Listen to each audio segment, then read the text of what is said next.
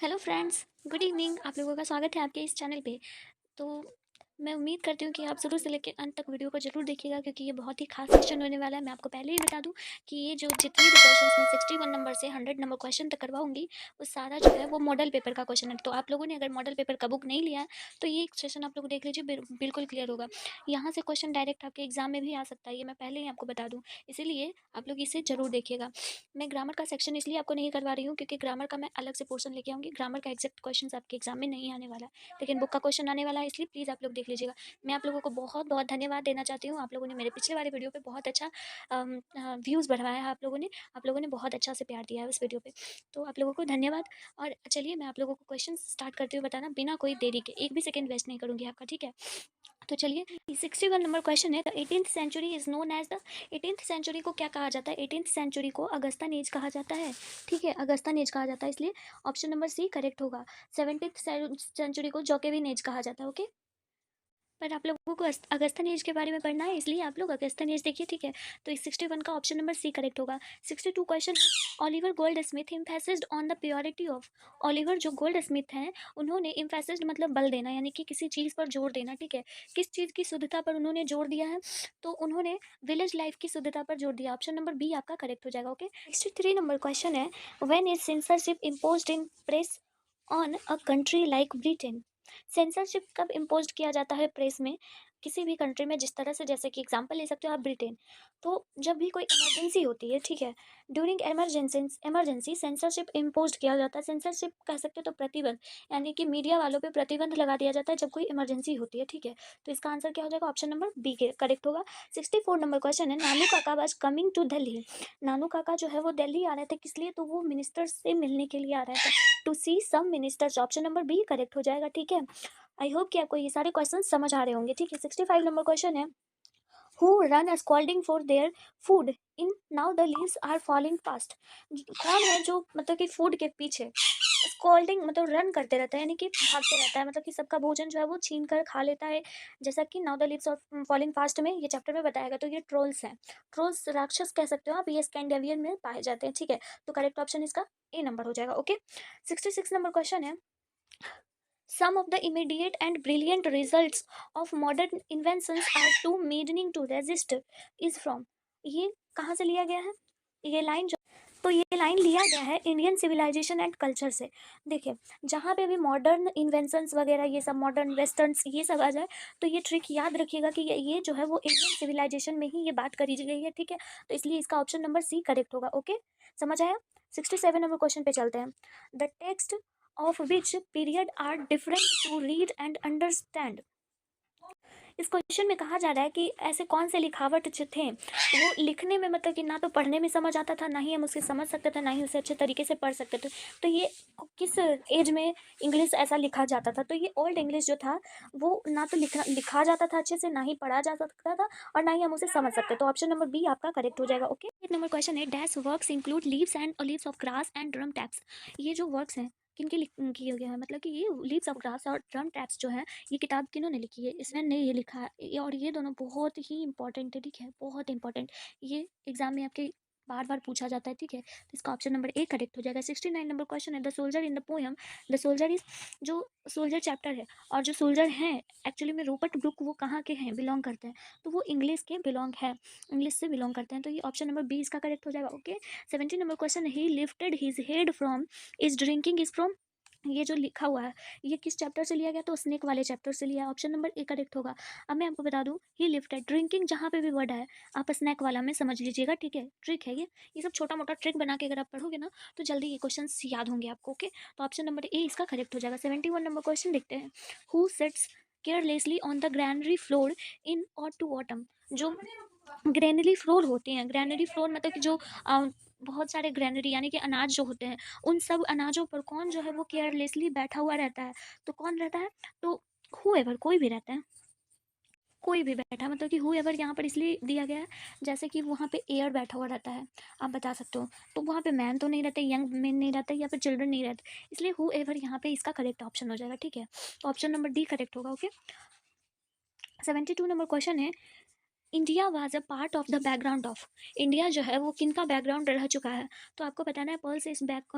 जो pearls is back वाला जो उन्होंने चैप्टर लिखा है, तो उस चैप्टर में उनका जो है वो उनकी फैमिली की एक बैकग्राउंड रह चुकी है, ठीक है। तो उनका इंडिया बैकग्राउंड रह चुका है, तो ऑप्शन नंबर इसका डी करेक्ट हो जाएगा, ठीक है। डॉक्टर्स तो वो हैं ही इंडियन, लेकिन जो पर्ल्स इस बक का जो लाइफ था, उनके जो दादा परदादा थे वो सब इंडियंस थे, इसलिए उनका बैकग्राउंड रह चुका, तो ऑप्शन नंबर डी करेक्ट होगा, ओके। 73 नंबर क्वेश्चन है, when we speak of the freedom of the press we usually mean freedom in a dash sense.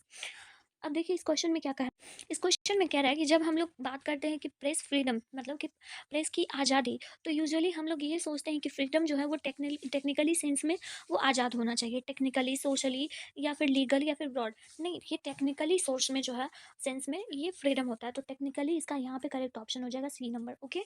Clear है, ठीक है। 74 नंबर क्वेश्चन है, सोशली तो ऐसे भी हम लोग देख ही चुके हैं कि प्रेस कैसा होता है। 74 नंबर क्वेश्चन है, however rare it we and when I crumble is taken from. ये जो चैप्टर है, ये जो लाइन है वो लाइन कहाँ से ली गई है, तो ये लाइन एन एपिटाफ से ली गई है, एन इपिटाप से लिया गया। क्रम्बल मतलब डाई होता है, ठीक है, जब मैं मर जाऊंगा, ठीक है। तो ये चैप्टर जो है वो ये लाइन जो है वो एन इपिटाप वाले चैप्टर से लिया गया। क्रम्बल अगर आएगा तो कोई कोई आप वर्ड पकड़ लीजिए, वो वर्ड आपको उस चैप्टर में मिल जाएगा, तो वो चैप्टर और वर्ड को रिलेट कर लीजिए, आपको समझ आ जाएगा। क्रम्बल का हिंदी याद कर लीजिए, डाई होता है, तो डाई मरने के बाद एन इपिटाप वाले चैप्टर में की गई, तो ऑप्शन नंबर डी यहाँ पे करेक्ट हो जाएगा, okay. 75 number question, according to Bertrand Russell dash die in large numbers of in winter, मतलब इस जो बार्टन रसल ने चैप्टर लिखा है, उस चैप्टर के अनुसार कौन जो है वो विंटर के सीजन में बहुत ज़्यादा अधिक अत्यधिक मात्रा में मर रहे हैं, तो वो वर्ड्स जो हैं वो अत्यधिक मात्रा में मर रहे हैं, क्यों? क्योंकि वर्ड्स जो हैं विंटर के सीजन में वो वंडर कैसे करेंगे, मतलब कि एक जगह से दूसरी जगह कैसे जाएंगे, क्योंकि ठंड इतनी रहती है, सर्दी इतनी रहती है ना, वो एक दूसरे जगह जा सकते, कुहासे होते हैं, और अगर नहीं गए तो उनका जो मृत्यु है वो भूख से हो ही जाएगा, भूख लगेगी तो मृत्यु तो होना ही है, तो इसीलिए जो है वो वर्ड्स जो है वो ज़्यादा मरते हैं विंटर के सीजन में, तो ऑप्शन नंबर डी करेक्ट होगा। समझ आ रहा है ना आप लोगों को सॉरी। 76 नंबर क्वेश्चन है, the tendency of Indian civilisation is to elevate. The tendency of Indian civilisation is to moral being.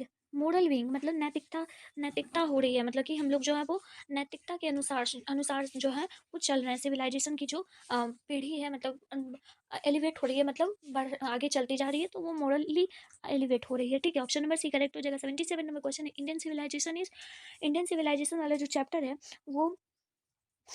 वो based on a belief in God, मतलब कि भगवानों पे विश्वास, मतलब कि भगवान पे विश्वास, या फिर विश्वास कह सकते हो आप। इंडियन सिविलाइजेशन जो है ये चैप्टर में भगवान पे विश्वास कह सकते हो आप, इस चैप्टर पे बेस्ड है ये चैप्टर। हाँ, क्योंकि इंडियन सिविलाइजेशन महात्मा गांधी, और महात्मा गांधी जो है वो गॉड पे बहुत ज़्यादा बिलीफ रखते थे, तो ऑप्शन नंबर बी यहाँ पे करेक्ट हो जाएगा, ओके। 78 नंबर क्वेश्चन है, doctor Zakir Hussain died in. Doctor Zakir Hussain की मृत्यु कब हुई थी, तो 1969 में, ऑप्शन नंबर बी करेक्ट हो जाएगा, ठीक है। 79 नंबर क्वेश्चन, नानू काकाबाज इंस्टॉल्ड इन। नानू काका जो है वो कहाँ पे वो रह रहे थे, तो ऑथर बेडरूम, जो ऑथर हमारे थे उनके बेडरूम में वो रह रहे थे, ठीक है। तो इसका ऑप्शन नंबर सी हो जाएगा, ओके। 18 नंबर क्वेश्चन है, who has written the story the artist. The artist के राइटर कौन है, तो द आर्टिस्ट के राइटर हैं सिगा नोया, SNOA भाई, सिगा नोया है, ठीक है। ऑप्शन नंबर सी करेक्ट होगा, ये सब याद करने का चीज़ है, ठीक है। 81 नंबर क्वेश्चन देखते हैं क्या है। सिगा नोया वाज बॉर्न इन। सिगा नोया का जन्म कब हुआ था, तो 1883 में हुआ था, ऑप्शन नंबर सी करेक्ट हो जाएगा। आप लोगों को ये सारे क्वेश्चन समझ आ रहे हैं ना, ओके। हमें पता है कि आपको ये सारे क्वेश्चन समझ आ रहे हैं, ठीक है। चलिए 82 नंबर क्वेश्चन है, the news in the news paper is generally. जो न्यूज़ होती है न्यूज़पेपर में वो जनरली कैसी होती है, वो होती है समवॉट चेंज्ड, मतलब कि हर बार चेंज्ड होती है। मतलब कि कह सकते हो कि जैसा हम लोग रियलिस्टिक में जो न्यूज़ होती है और जो न्यूज़पेपर्स में न्यूज़ होती है वो उसमें डिफरेंट होती है, मसाला वसाला लगा के वो न्यूज़पेपर वाले छाप देते हैं, इसलिए अब समवॉट चेंज होती है। ऑप्शन नंबर बी करेक्ट हो जाएगा आपका, ठीक है। 83 नंबर क्वेश्चन है, decent journalist and responsible editors are not pleased with present affairs. तो इसका आंसर कौन सा हो जाएगा, ट्रू। ट्रू हो जाएगा, ऑप्शन नंबर ए हो जाएगा करेक्ट, ठीक है। 84 नंबर क्वेश्चन है, Buck's family doctor was the Indian. जो उनके फैमिली डॉक्टर थे, पर्ल सेस बक की जो फैमिली डॉक्टर थे वो इंडिया से बिलोंग करती थी, इंडियन थी, ठीक है। ऑप्शन नंबर बी करेक्ट हो जाएगा। समझ आ रहा है ना आप लोगों को। 85 नंबर क्वेश्चन है, Gandhi hold was upon. Gandhi hold was upon, इसका आंसर हो जाएगा आप लोगों का बोथ। अब बोथ क्यों, इंटेलेक्चुअल्स भी और पीजेंट्स भी, इन दोनों को ये प्रमोट कर रहे थे, ठीक है। होल्ड वाज होल्ड अपॉन मतलब कि कह सकते हो कि गांधी जी को जो सब लोग हैं इंटेलेक्चुअल्स भी पसंद करते थे, पेजेंट्स भी पसंद करते थे, ठीक है। तो उनकी जो पकड़ थी गांधी जी के वो दोनों से ही थी। तो आप यहाँ पे बोथ आप यहाँ पे बोल सकते हो। ऑप्शन नंबर सी करेक्ट हो जाएगा। 86 नंबर क्वेश्चन है, sweetest love I do not go is sweetest love आई, ये एक किस तरह का पोएम है? तो ये एक लिरिकल पोएम है, ठीक है। ऑप्शन नंबर सी करेक्ट होगा, ठीक है। 87 नंबर क्वेश्चन है, sweetest love I do not go has been address to, ये जो चैप्टर है देखिए इसमें बात करी गई है, किसके बारे में बात की गई है? तो उन्होंने अपनी वाइफ के बारे में बात करी है, जॉन डन्स की जो वाइफ है उनके बारे में बात करी है, ठीक है। 88 नंबर क्वेश्चन है, Auden won the Pulitzer prize in, Auden जो है वो कब पुलिजर प्राइज को जीता है उन्होंने? तो 1948 में जीता है उन्होंने, 1948। Option number B. ये सारा ही बहुत ही इंपॉर्टेंट क्वेश्चन है, इसलिए मैं बार बार कर रही हूँ, आप लोग ध्यान से पढ़िएगा इसे, ठीक है। ऑर्डन बास। 89 नंबर क्वेश्चन है, ऑर्डन जो थे वो क्या थे? तो ऑर्डन एक क्रिटिक थे, क्रिटिक, ठीक है। और ऑर्डन एक क्रिटिक थे, क्रिटिक किसे कहते हैं आप बता सकते हो? सॉरी। 89 नंबर क्वेश्चन है, Auden was poet, a verse dramatist and a critic, ये दोनों ही थे। ऑर्डन जो थे वो एक ड्रामेस्टिक भी थे, पोएट भी थे, क्रिटिक भी थे, दोनों तीनों थे। तो यहाँ पे ऑल ऑफ दिस आपका आंसर हो जाएगा, ठीक है। ऑप्शन नंबर डी करेक्ट हो जाएगा। समझ आ रहा है ना सारा क्वेश्चन? 90 नंबर क्वेश्चन है, the term crumble used in the poem, जो टर्म क्रम्बल है उसका मतलब क्या होता है? हम आपको बता चुके थे, डाई होता है, मरना, ठीक है, याद रखिएगा। ऑप्शन नंबर ए सही होगा। 91 नंबर क्वेश्चन है, the tone of the poem an epitaph is, जो एन एपिटाफ वाला चैप्टर है उसका टोन क्या है? वो मेलाकोनी है, ठीक है, मेलाकोनी है। ओके, याद भरी चीजें मेलाकोनी कहलाती है। 92 नंबर क्वेश्चन है, who has compose the poem fire, fire को किन्होंने लिखा है? तो फायर को लिखा है के एन दारूवाला, के एन दारूवाला, ठीक है। तो ऑप्शन नंबर ए सही होगा। 93 नंबर क्वेश्चन है, के एन दारूवाला रिसीव्ड साहित्य अकेडमी अवार्ड, उन्होंने साहित्य अकादमी अवार्ड कब जीता था? तो वो 1984 में उन्होंने साहित्य अकेडमी का अवार्ड जीता था। ऑप्शन नंबर बी करेक्ट होगा। ये सारा क्वेश्चन ना बहुत इंपॉर्टेंट है, आपके लिए बहुत मजेदार होने वाला है, ठीक है। 94 नंबर क्वेश्चन है, who has compose the poem my grand mother house, my grand mother house को किन्होंने लिखा है? तो कमला दास ने। ऑप्शन नंबर ए करेक्ट होगा। 95 नंबर क्वेश्चन है, who is the speaker in my grand mother house, same question है, कमला दास speaker या फिर कहो कंपोज। 96 नंबर क्वेश्चन है, डैश बाज dominant influence on middle English, हाँ तो इसका आंसर हो जाएगा लैटिन, ठीक है। ऑप्शन नंबर ए, लैटिन भाषा डोमिनेंट इन्फ्लुएंस, मिडिल इंग्लिश में लैटिन इंग्लिश बहुत ज़्यादा यूज होती थी। 97 नंबर क्वेश्चन है, one who rights a drama is called, जो ड्रामा लिखता है उसे क्या कह सकते हैं आप? जो ड्रामा लिखता है उसे प्ले राइट कह सकते हैं या फिर ड्रामेस्टिक भी कह सकते हैं, ठीक है। तो ऑप्शन नंबर डी आपका यहाँ पे करेक्ट हो जाएगा। 98 नंबर क्वेश्चन है, Walter de la Mare belongs to, and Walter de la Mare जो है वो किस शताब्दी के थे? तो वो 20th सेंचुरी के थे। ये बहुत इंपॉर्टेंट क्वेश्चन है, इन्हीं का एक पर्सनली आता है, ठीक है। तो वॉल्टर डी लामियर 20th सेंचुरी के थे, ओके। 99 नंबर क्वेश्चन है, Lomov asked for dash hand in marriage, Lomov किससे शादी करना चाहता था? तो नतालिया से, ठीक है। ऑप्शन नंबर सी करेक्ट हो जाएगा। 100 नंबर क्वेश्चन है, वक हैज़ विजिटेड इंडिया, वक जो है वो इंडिया आई थी किस चीज़ के लिए? किस चीज़ को देखने के लिए? तो वो ताजमहल को नहीं आई थी देखने के लिए, जामा मस्जिद या फिर गांधी जी से नहीं मिलने आई थी, वो आई थी to see and listen to groups of India. Two groups कौन थे? एक इंटेलेक्चुअल्स कह सकते हो आप, जो पढ़े लिखे थे, बुद्धिजीवी, और एक पीजेंट्स थे, उन सबसे मिलने के लिए वो आई थी, ताजमहल वगैरह से नहीं। तो इसका ऑप्शन नंबर आपका डी सही हो जाएगा। समझ आया?